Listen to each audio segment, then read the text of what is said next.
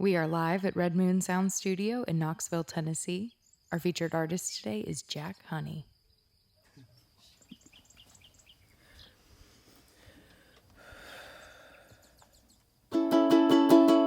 Somebody shot through your ceiling.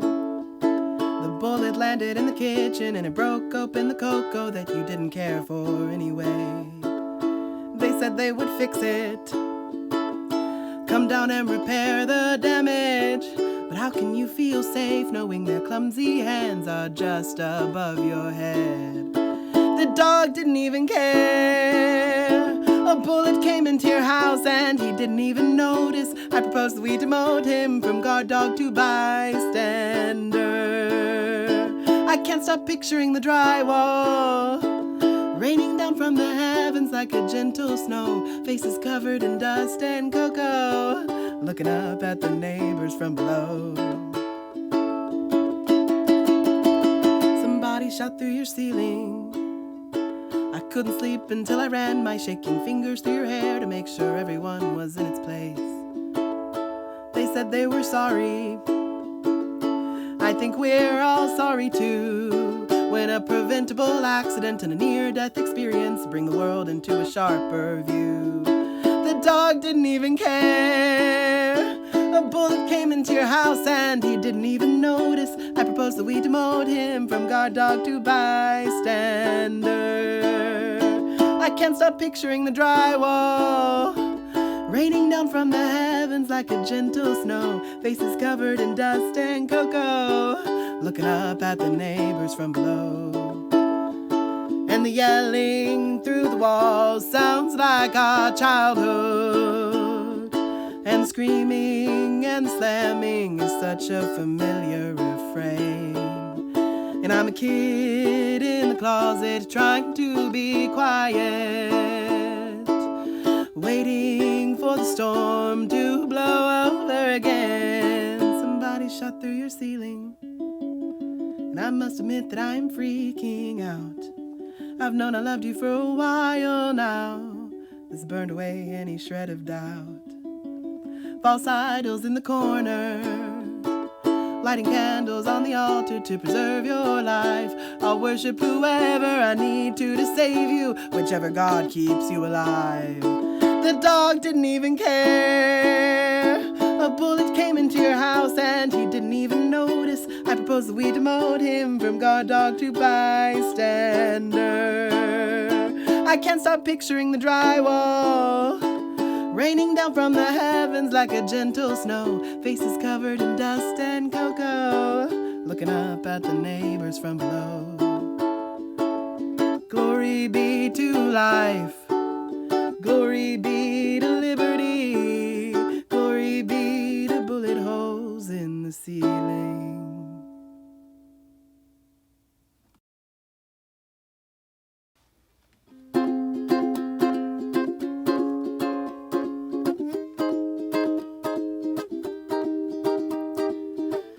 Water running through the pipes and slipping through my fingers just to go back to the pipes again.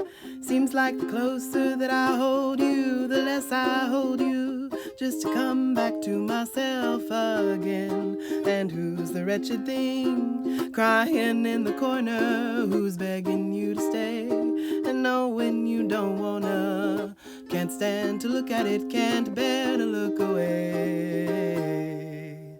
So I sit down with myself from 20 years ago. I promise I'll stay here and I don't wanna go. I'm all limbs and bruising knees and I'm cradled in my own arms. And I see you and I love you and I'll keep you safe and warm.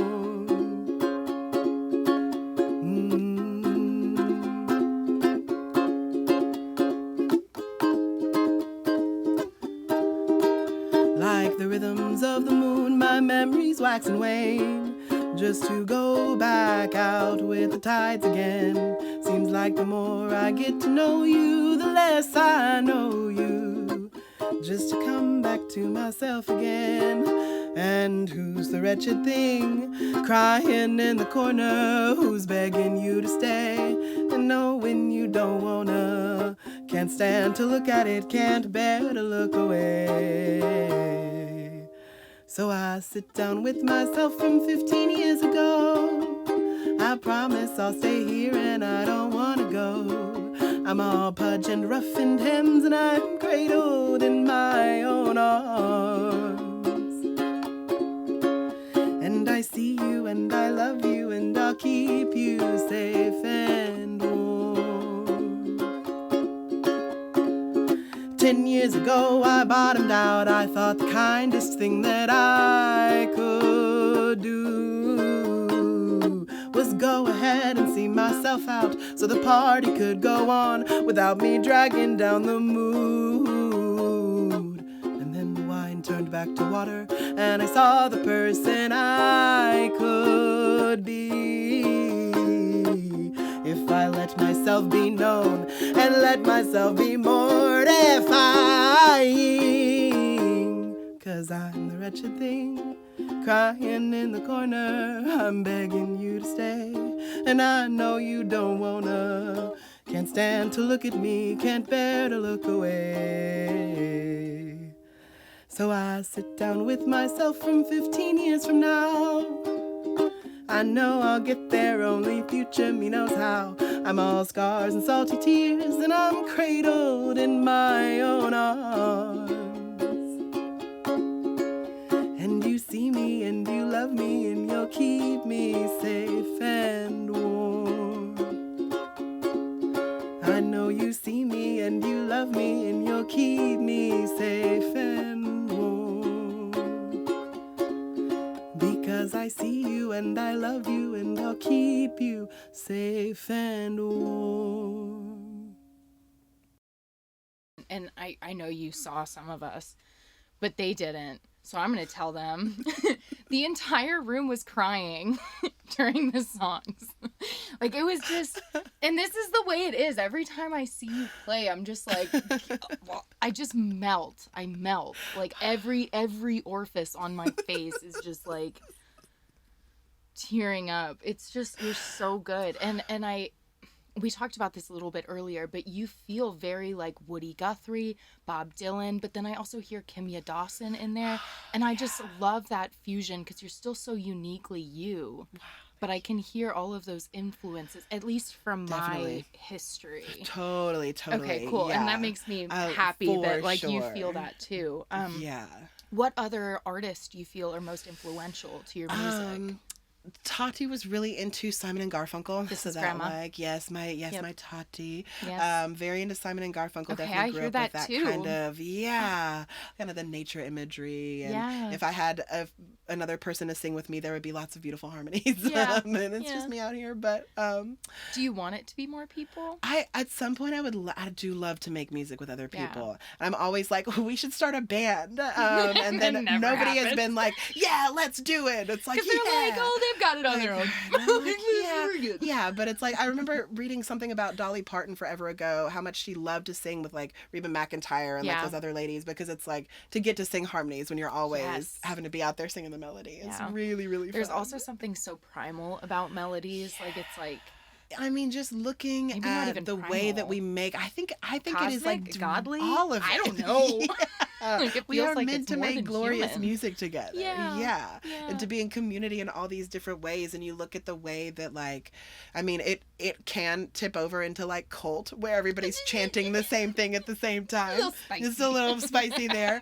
But to share breath is something so sacred and important. And gorgeous. To unite and move together in that space is so powerful. I like firmly believe in the power of the sing-along. Like that is like so real. I think that taps like deep into us, and and too, you're engaging multiple senses there because you're not just singing, you're also listening. So it's like and feeling and there's vibrations. Right. It's a very connected space to be in. Yeah, and you get in the flow, you get in the groove. So I'm always looking to make music with other people, and that's one of the things I love about choir is that's beautiful. Yeah, getting to make that music together. Well, speaking of connection too, because I feel like this is a part of our community that we should be talking about more, but our queer community has been taking so many fucking hits lately. Oh my god! Let's just not even go because it's just so depressing. But it's been rough. For connectivity purposes, what advice would you give to baby gays who are just like trying to figure their stuff out and trying to find queer joy? Yeah. What advice would you give to them to try to find that queer joy in their life? Okay, here's the thing. Okay. When the It Gets Better campaign came out, I was furious and resentful. and I said, how do you know it'll get better? Things are terrible for me. And I see all these places in which it has not gotten better, like demonstrably so. And It Gets Better does not help me now where I'm at. Like, I'm suffering. Right. Yeah. But the thing is that at some point you will be surrounded with people who see you fully and love you. And that can only happen if you are willing to be your truest self around people. And that is a very difficult and challenging process because when you start out in our society, you are put into, whether it's public or private school or even in a homeschool situation, you are around people that you did not choose to be around. No. And you are around people that have preconceived ideas of you if you've grown up with them, or if you're new in town, they don't know anything about you. And so you're new, and that's a whole scary place to be in. But you can only find your people by being you and figuring out what that means. And that's kind of the work of childhood and adolescence, is coming into yourself and learning that. And sometimes it lasts far into adulthood while we're figuring it out. And I think, like, my number one piece of advice would be to just hang on. Yeah. And to just keep seeking out the things that bring you that deep sense of connection and joy. And you'll know it when you find it. Is that what you did to find you? Was it finding the things that brought you joy? Definitely trying to lean into those things. Totally. Still in it. Yeah. Moving toward things that bring me joy and connection, and recognizing that, like, joy different from happiness. Oh yeah. And also not a constant, steady, all the time thing. We have to have that contrast to understand the highest highs and the lowest lows. The other thing that I think about all the time is when I took that quick little 7-year break from school, I had a total mental breakdown, dropped out. We all gotta have one. You've got it. That's the whole thing. I dropped out of school. I was like fully outside of my own mind and body. And I remember thinking, oh my God, I'm so far off the path. If I could just get back on the path, get back on track, everything would be fine. The whole thing was the path. Yeah. I was never off the path. Nope. You cannot leave the path. Nope. The whole thing is the path. So recognizing that the suffering that you are experiencing, feeling ostracized, feeling othered, that's worth something. It means something, and it will be useful to you. I met Jesus at the gay bar, robes hacked up around his knees. He was spinning, twirling, dancing around that floor with holy ease. Sweat dripping down from his gentle brow, on his head a crown of leaves. I asked him where all the thorns had gone. He looked at me and said, girl, please. They put the thorns upon display in France and Portugal and Spain, ancient relics to a martyr, adoration of my pain. But I did so much more than die. They say I lived and lived again. What's the best emblem for life except to welcome in the spring? Rebirth. Everyone should have the chance upon this earth. Transformation. Everyone should get to live the reformation of their old self into something that's so beautiful and new. And even when you were an acorn, you were whole and you were good. I met Jesus at the gay bar. He cupped my face in holy hands. We were spinning, twirling, dancing. I braced myself for reprimand. I knew by heart the word of Christians and fundamentalist demands.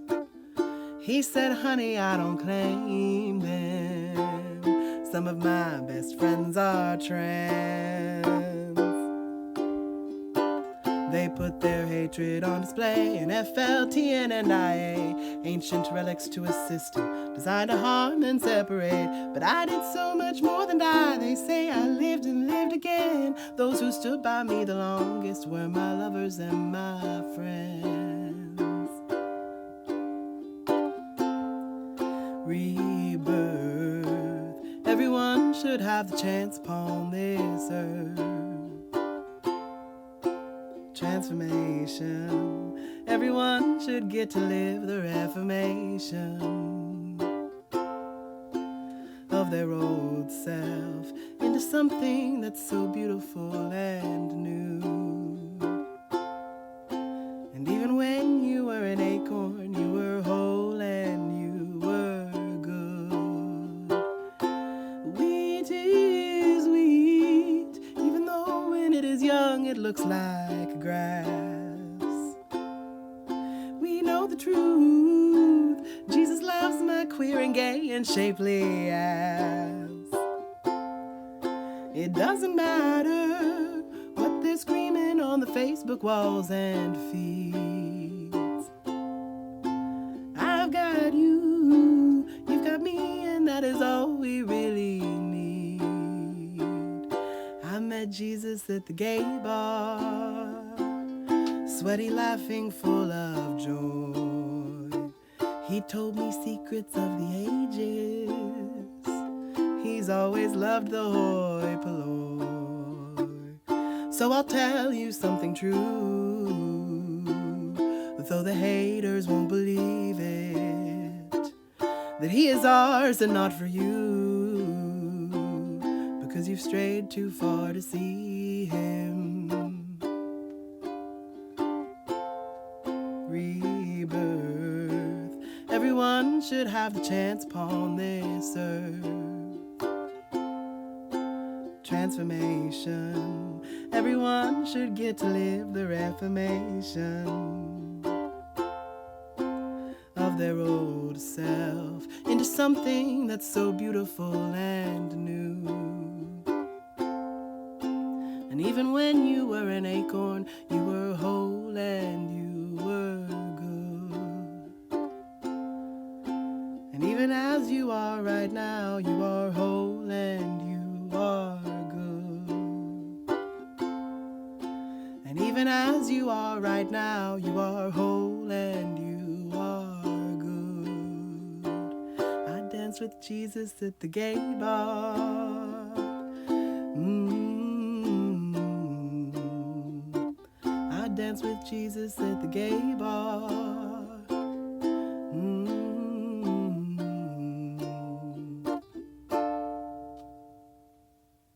I want to make sure that I get this right, too, because somebody asked a question on Instagram. If you're watching at home and you don't know, whenever we feature an artist, we like to open up the studio space or the Instagram space, social media space, verse, whatever, to anybody who wants to ask them questions. And we got one for you, Jack, today.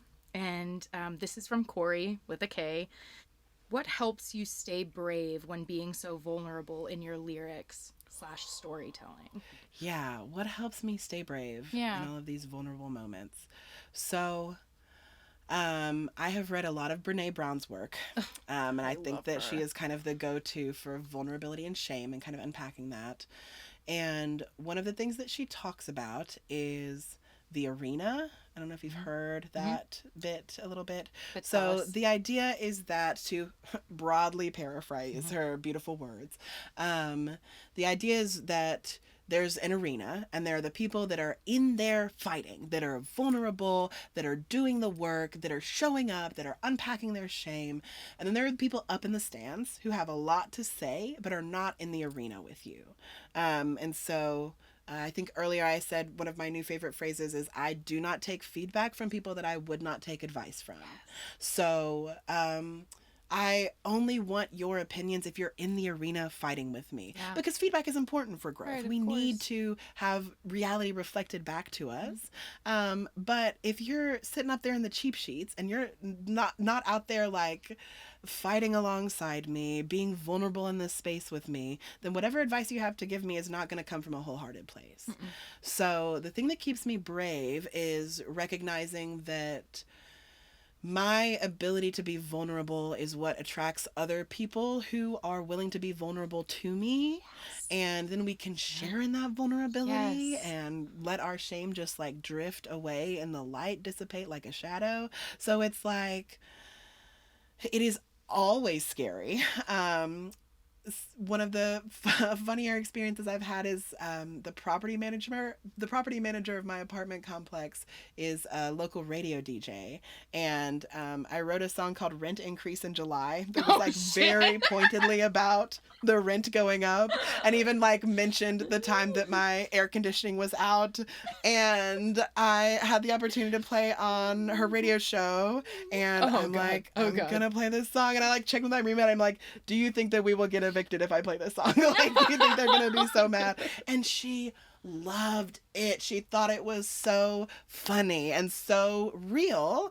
And it was not the reaction that I expected at all. I expected more defensiveness. That's fascinating. But she's like in this weird space of like property manager and then corporate overlords above her that are like pushing these price increases. And so she's kind of doing what she can to mitigate that without like non-compliance. So like, the more I speak my own truth, the more people I find that agree with me. And I'm sure there are people who disagree, and that's fine, and they are entitled to their opinions. But again, it's like, you're not in here with me. No. There are not a lot of people around. Like, I don't get into arguments with people generally. All of that stuff happens in online spaces. Yes. Like, in real life, I'm not fighting with people. Well, except our parents. Okay, that's like, right. That's, they're like outliers. Sometimes I'm on the mountain, sometimes I'm with my family. Right. And that's like, it is what it is. Yes. But in general, the people who don't match with me vibrationally, however you want to put it, they just don't last long around me. Oh. And it's not an intentional cutting off, but just kind of a natural self-pruning, I think. Yeah. Yeah, I don't know. So I think to come back to the question. I love it, that keeps me brave. I'm so with it. Being in glorious community with other vulnerable people. Yeah. Honestly, making people cry with my music is like... Stop. It makes me feel like you make me cry when weirdly you talk, powerful too. In a sick way. I'm like, yes, cry for me. You sadistic person, you. I love it because it means that you're getting it, like, on such a deep level. It's so universal. It's so... That is... But yeah. I feel that it's universal, and I feel that so many other people do, too. But it's so important because I feel it. Yeah. And like that's why it's like just that not like not like you don't feel but that's just, it for your experience. And it feels so much more cosmic and godly because I get to access that space with someone who also gets it. It's just beautiful. Yeah. Music is such a gorgeous way of connecting things like and like that idea that art is happening not just from the artist but in the audience as well. Yes. And it's that connection and that interpretation just the flow that and the adds cycle these of it. Right, because I'm always writing about very specific experiences in my life. And that's like a secret songwriting tip is that if you want to write about the state of the world, you write about a very specific experience. So is that what you do when you write songs too? Like, okay, walk me through that process more. Usually what happens is I am feeling something that is way too big for my body to hold. So music is definitely like a pressure release valve. And because it is so big for my body to hold, it comes out in song, and I kind of visualize it like a lightning bolt. So one of the weird things is when you see a photo of a lightning bolt, you'll see there's the arc coming down from the sky and then also up from the ground, and they meet, and that's the big boom and explosion. So it's like there is something coming down that I don't really understand. Sometimes like a chorus or a line will come with a melody already attached, and then there's like something coming up from me that meets it in the middle. You're such a channel. You're such a channel. So some of the fun in recent years as I've been growing as a songwriter is like extending how far up I can reach. And so like trying to get intentional about writing about an experience or like a pretend imaginary situation. But definitely focusing on specificity because like I mean, there's like a lot to be said for that Beatles-esque, like, all you need is love and everybody's happy. And then this one time I was so sad. But it's like, it's drenched in hearing white about, male. right. It's drenched. But it's still good fucking music. Don't get me wrong. It's amazing. And there's like a season for everything. And there's every kind of person. And sometimes you need a beautiful generic hook and some catchy chords and a comfortable, warm, sunny vibe. And Eddie Izzard doing some wild circus stuff in that Across the Universe movie. God, I love that movie. So good. I watched it not too long ago. Still so good. So weird. But again, the more specific you can get and the more detail that you can evoke brings up the details of other people's lives. And so that's where the connection is not because everybody feels sad, but if your lyrics are so sad, then it's everybody so sad. That won't ring true in the same way of like looking at my reflection in the mirror and staring into my own eyes and seeing their color for what feels like the first time. Yeah. Like that is like a specific moment. Yeah.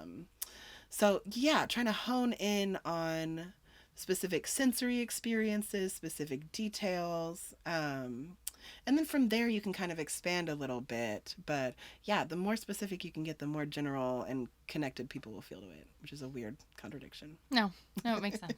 It's all about dichotomies, baby. Exactly. It's the way it is. Exactly.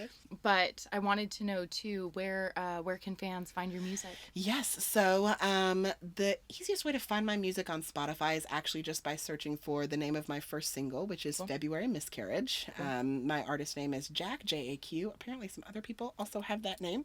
So I don't know what's up with that, but they aren't me. And they don't have a song called February Miscarriage, which is a unique enough title that it's pretty easy to find me on most of the streaming platforms. On Instagram, I am at JaqTunes, J-A-Q-T-U-N-E-S, and the same thing on TikTok, although I'm much more active on Instagram, and that's really where you can find information about upcoming shows and other things that I've got going on. Cool. So that would be the place. That's awesome. Thank you for being here. Thank you so much for having me. We really appreciate it. Yes, it's been You're wonderful. beautiful. You're beautiful. Thank you. Game recognizes game. I was just saying it. Yes. It takes one to know one. I need you in my life forever. The world ended today. Then I went home and made dinner. Then I ate with my friends. Then spent some time on the internet. The world ended today. Then I took my dog outside. Then I folded my clothes. Then I slept like a baby all night. It's the end of an era, and I missed it while walking my dog. And all the things that were normal are gone, but somehow I gotta keep on keeping on. It's the end of an era, and I missed it while feeding the cat. And all the things that we're needing we lack, but somehow I gotta keep coming back. The day after the world fell apart, I got up and made breakfast. Then I watered the houseplants. Then I cleaned up the mess in the kitchen. The day after the world fell apart, I started reading this old book. Then I called my whole family, stepped outside, took a good look.